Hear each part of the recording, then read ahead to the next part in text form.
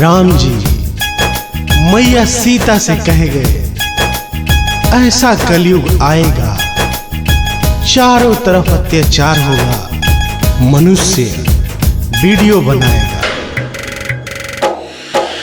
कलयुग में ना केहू केहू के होला, भजन भक्ति करके राम राम बोला, ना तो पाप के आग में जरी जाइबा, जारी जाइबा बाबू जारी जाइबा। राम कृपा जदि बनल रही ता भव सागर तरी जाइबा, भव सागर तरी जाइबा। राम कृपा जदि बनल रही ता भव सागर तरी जाइबा, भव सागर तरी जाइबा।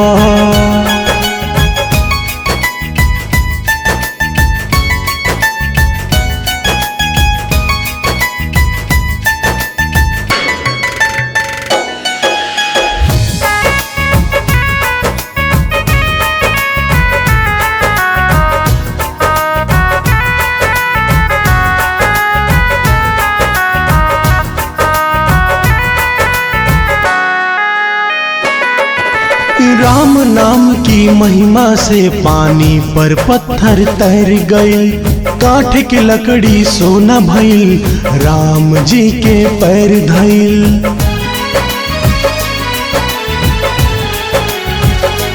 हो राम नाम की महिमा से पानी पर पत्थर तैर गए, काठ के लकड़ी सोना भइल, राम जी के पैर। इनके नाम से तो उबर जाइबा, उबर जाइबा बाबू उबर जाइबा। राम कृपा जदि बनल रही ता भव सागर तरी जाइबा, भव सागर तरी जाइबा। राम कृपा जदि बनल रही ता भव सागर तरी जाइबा, भव सागर तरी जाइबा।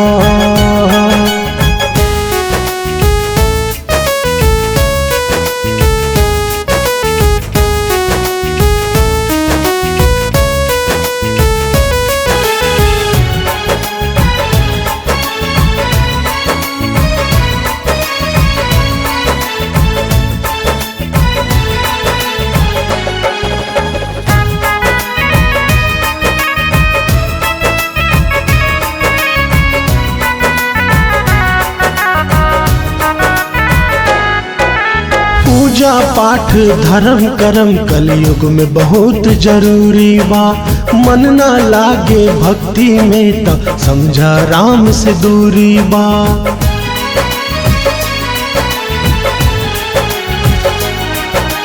पूजा पाठ धर्म कर्म कलयुग में बहुत जरूरी बा, मन ना लागे भक्ति में तो समझा राम से दूरी बा। जीवन सुख से भर जाइबा,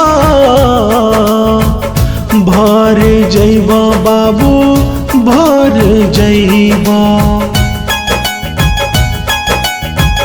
राम कृपा जदि बनल रही ता भव सागर तरी जाइबा,